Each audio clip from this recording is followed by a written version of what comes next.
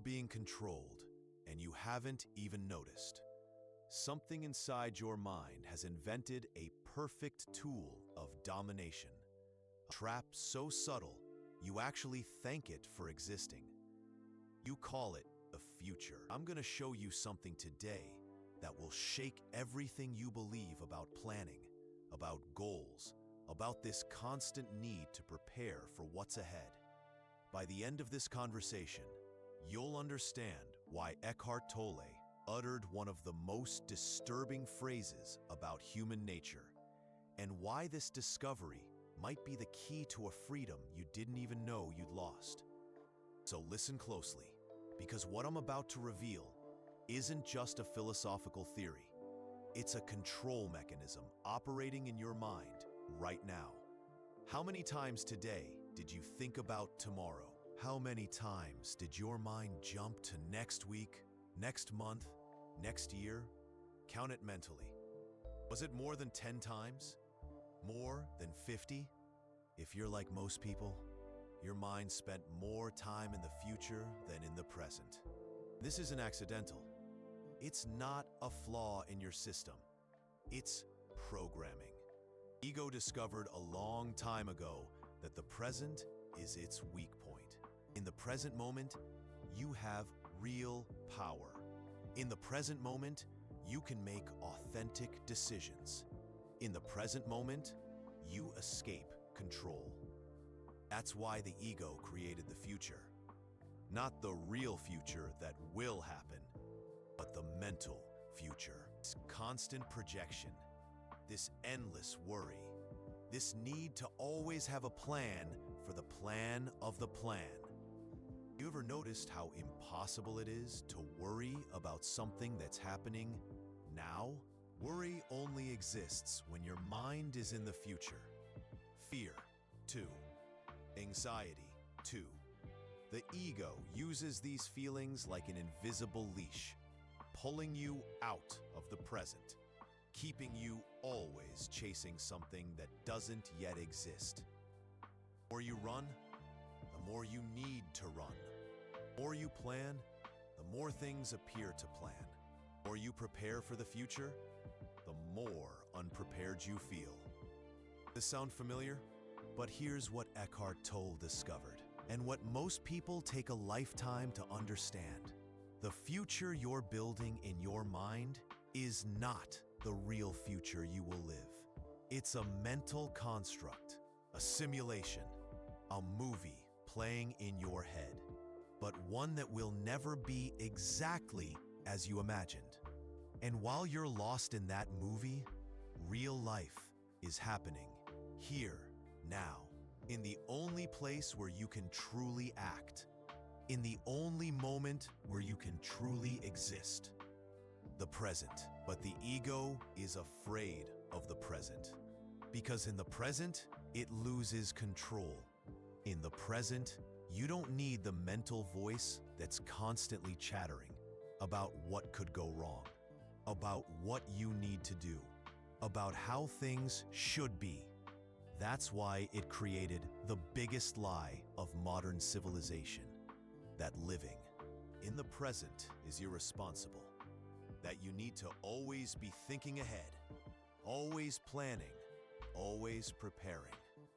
What if I told you that's the exact opposite of the truth?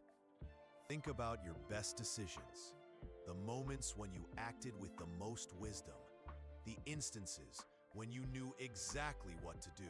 I bet it wasn't when you were lost in mental planning.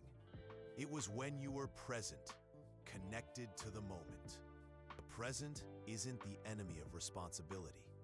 True responsibility is born. But the ego has convinced you otherwise.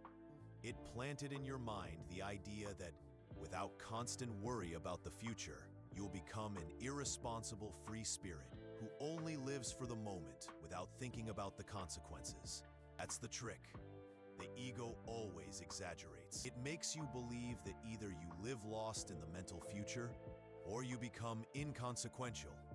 But the third option, one that Eckhart Tolle spent years trying to convey to humanity, one that can completely change your relationship with time, with anxiety, with this constant feeling that you're late for your own life.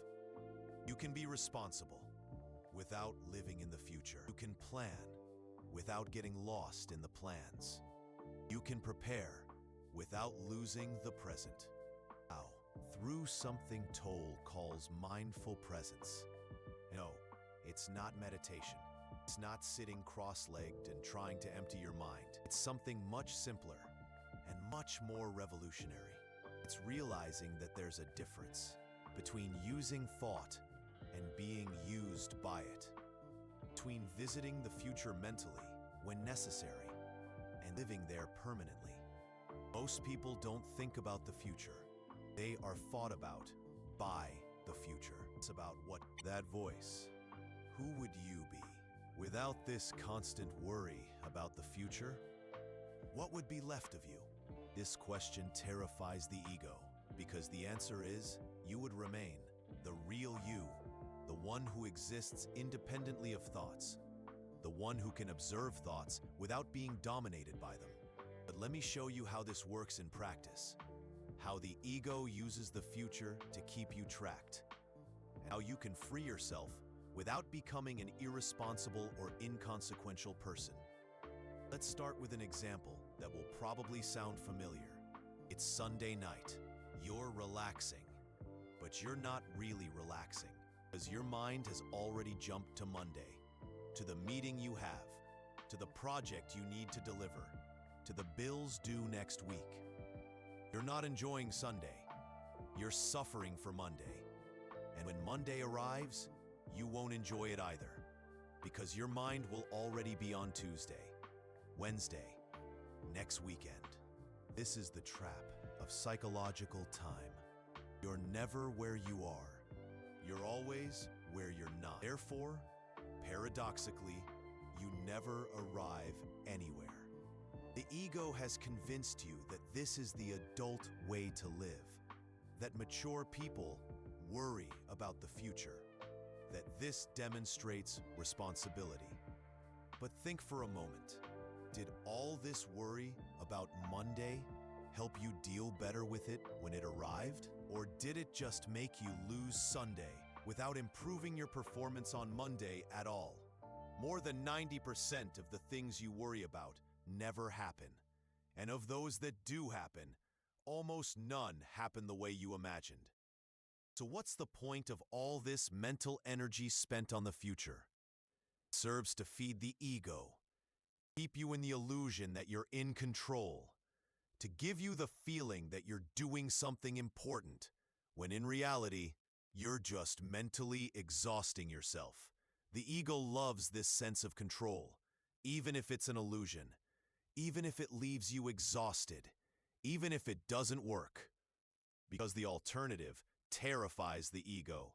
Trusting the present, trusting your ability to handle situations as they actually unfold, trusting the intelligence that exists beyond compulsive thinking.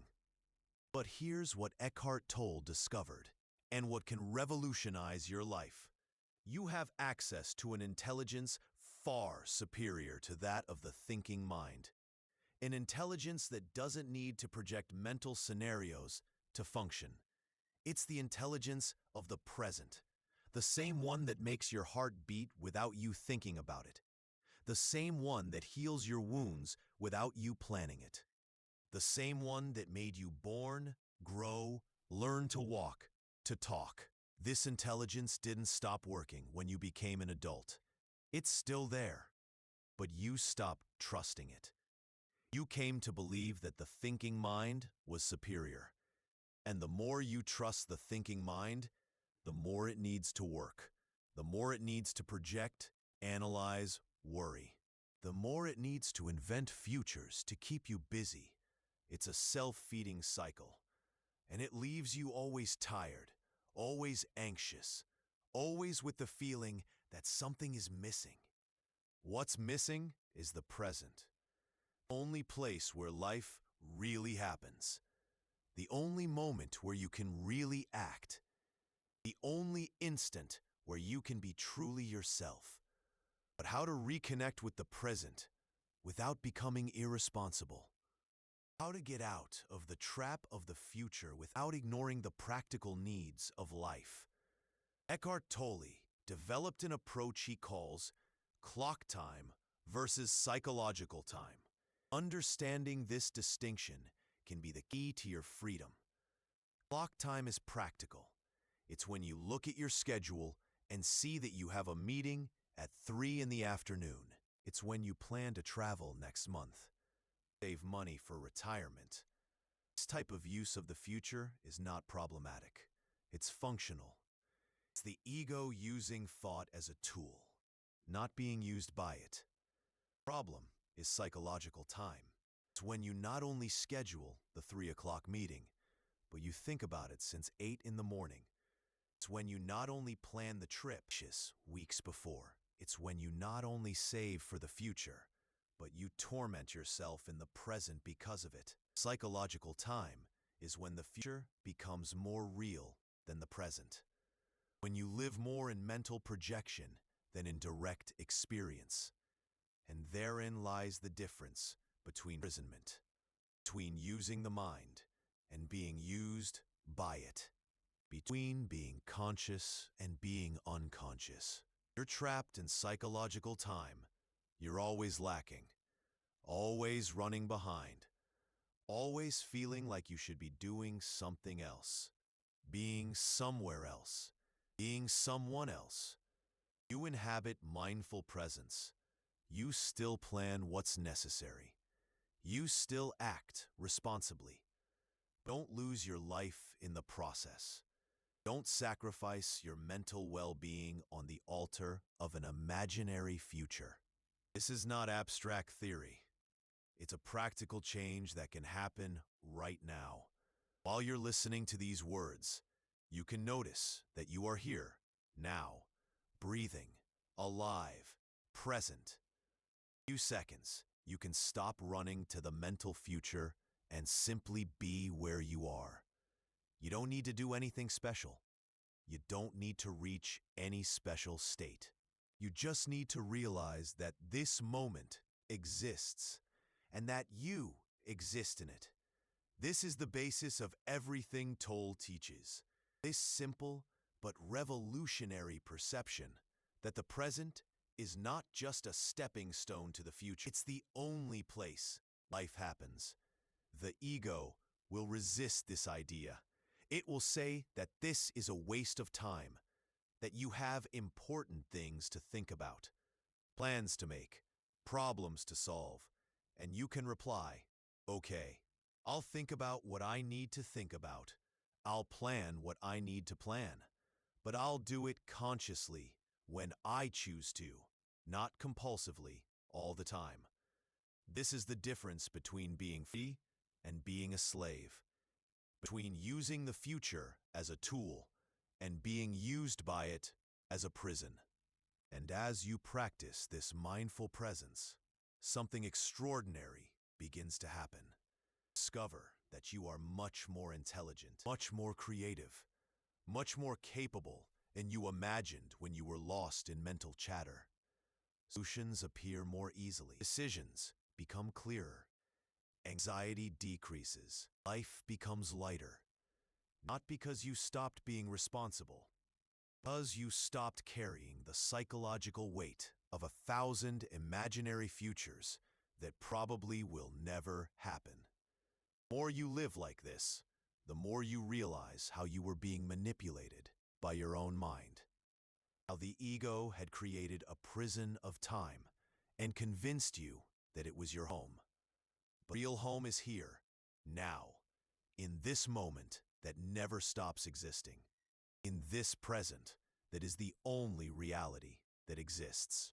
The future you so fear or desire is just a mental projection, story you tell yourself, a movie playing in your head. Real life is happening while you're watching the movie.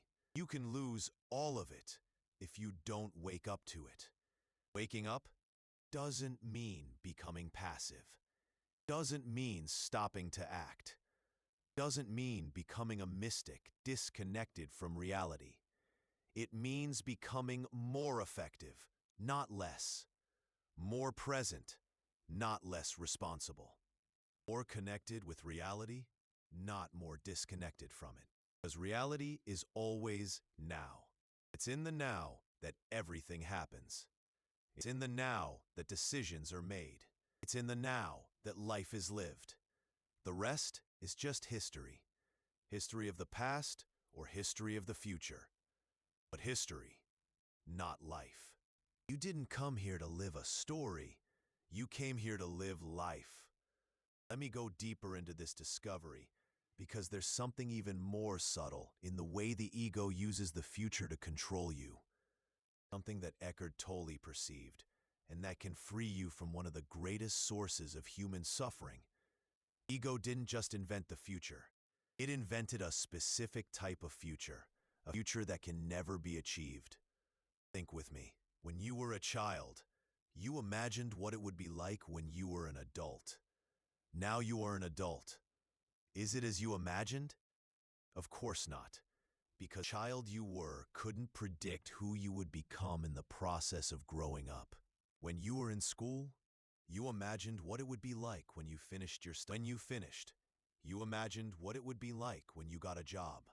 You got it.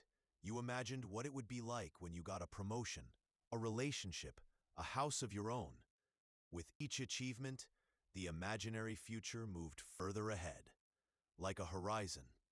The further you chase the horizon, the further it retreats. That's the cruelest trick of the ego. It makes you believe that happiness, peace, completeness, they're all in the future. Always in the future. Never now. Because of this, you never find them. Not because you aren't trying hard enough, but because you're looking in the wrong place. It's like searching for the sun at night. No matter how much you look, no matter how hard you try, you find it. Not because the sun doesn't exist, but because you're looking at the wrong time. The happiness, the peace, the completeness you seek in the future, they only exist in the present. Always have. They always will. Can't find them in the future, because the future is where they aren't. This sound too simple to be true? That's exactly what the ego wants you to think. It's convinced you that truth needs to be complicated, that you need to work hard, strive, achieve a lot before you deserve to be happy. What if it's the opposite?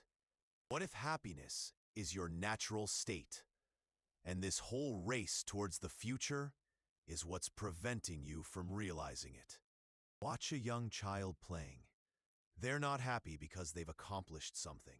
They're not at peace because they've solved all their future problems. They're simply present in what they're doing. That presence, happiness happens naturally. You had that too. Everyone did. At some point, the ego convinced you that this was immature, irresponsible, naive. It taught you that real adults worry about the future. That serious people always have something important on their minds. That you can only relax when you've solved all your problems. But here's the truth. No one told you. You will never solve all your problems. There will always be something to worry about, something to plan, something to solve. If you wait to solve everything to be happy, you'll be waiting forever. Eckhart Tolle spent years of his life in this trap, chasing a future that always moved further away, worrying about problems that in most cases never even happened, till he had an experience that changed everything. One night, at 29, he woke up with such deep anguish he couldn't bear it anymore. It's in that moment of utter despair that something extraordinary happened. He realized that there was a part of him that was observing this anguish. A part that wasn't the anguish, but that could perceive it. And he identified with that observing part, not with the anguished thought. In that moment, he discovered something that would revolutionize his life and then the lives of millions. You are not your thoughts. You are not your worries about the future. You are the consciousness that can observe all of this. And when you realize this, Something changes for understand that you don't need to be a prisoner of your own mind. You don't need to believe every thought that appears. You don't need to be dragged into every mental projection about the future. You can observe your thoughts like you observe the clouds in the sky. They're there. They pass through your consciousness, but you are not them. You don't need to be controlled by them. This is the most fundamental freedom that exists, and it's available to you now. Not in the future, when you learn complicated techniques or solve all your problems. Now, but let me show you how to apply this in practice.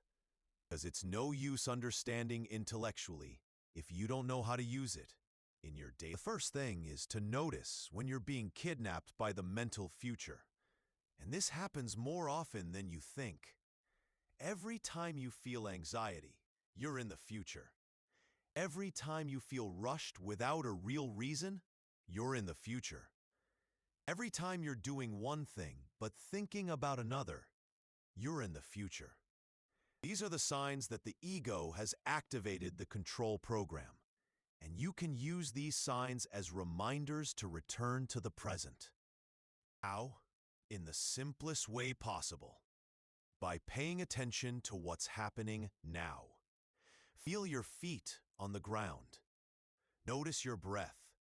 Listen to the sounds around you. Observe what you are seeing, touching, experiencing at this moment. It's not meditation, it's presence. And you can do this anywhere, anytime, for a few seconds. The ego will resist. If say you have more important things to do, it will generate urgent thoughts about the future. It's normal. Let it do that. Don't be dragged along. Observe the thoughts like a scientist observes an experiment, with curiosity, but without identifying with the result. And as you practice this, something interesting will happen. You'll realize you're much more capable of dealing with real challenges when they appear. Worry about them in advance. Because in the present, you have access to your total intelligence. Mental future, you only have access to your fears and limited projections. Think about difficult situations you've already faced in life. In times of crisis, were you paralyzed by worry, or did you find a way to cope with the situation? You probably discovered resources you didn't even know you had. You made decisions you didn't know you could make. You found strengths you didn't know you possessed. This happened because the crisis brought you to the present. It forced you to stop living in the mental future and deal with what was really happening. You don't need to wait for a crisis to access this intelligence. It's available now. It always has been. You can only find it in the present. Now, this doesn't mean you'll stop planning completely. It means you'll plan consciously, when necessary, not compulsively, all the time. There's a huge difference between using thought about the future as a tool and living in it as a prison. When you need to make an important decision, you can dedicate a specific time to think about it. You can evaluate options, consider consequences, make plans, but consciously, as a chosen activity, not as a mental addiction. And then you return to the present, ruminating endlessly. Don't keep checking and rechecking your decisions mentally. You trust what you decided and keep living. This trust is not irresponsibility. It's intelligence. Because you know that mentally revisiting the same issues doesn't improve your decisions. It only wastes your energy and distances you from the present.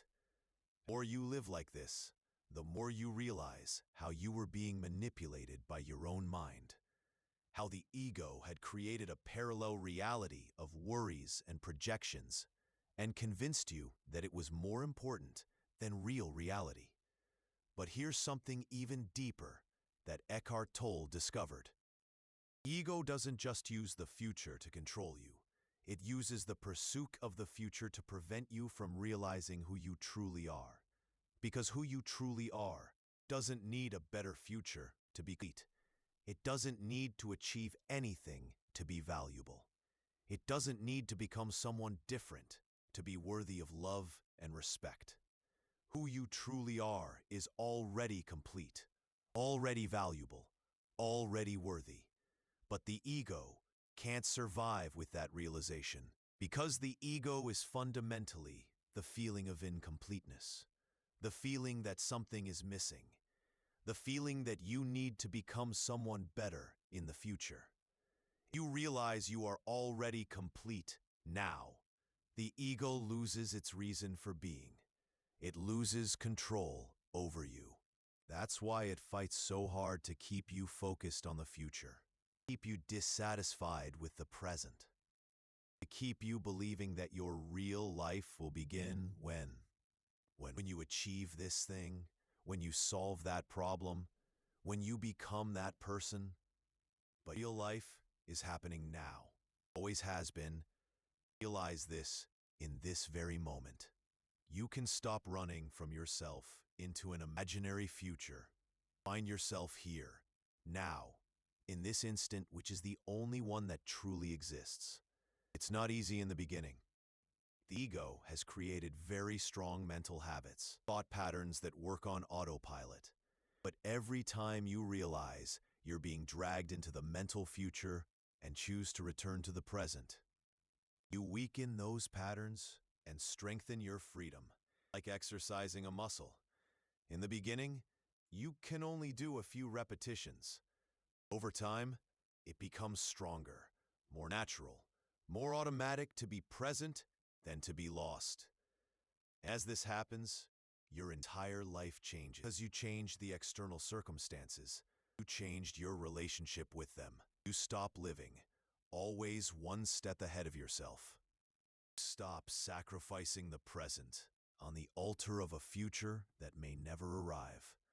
Stop carrying the psychological weight of 1,000 imaginary scenarios, and you discover that life is much simpler and much richer than those made you believe. Simpler because you only need to deal with what's happening now, not with what might happen, what should happen, what you expect to happen, just with what is happening.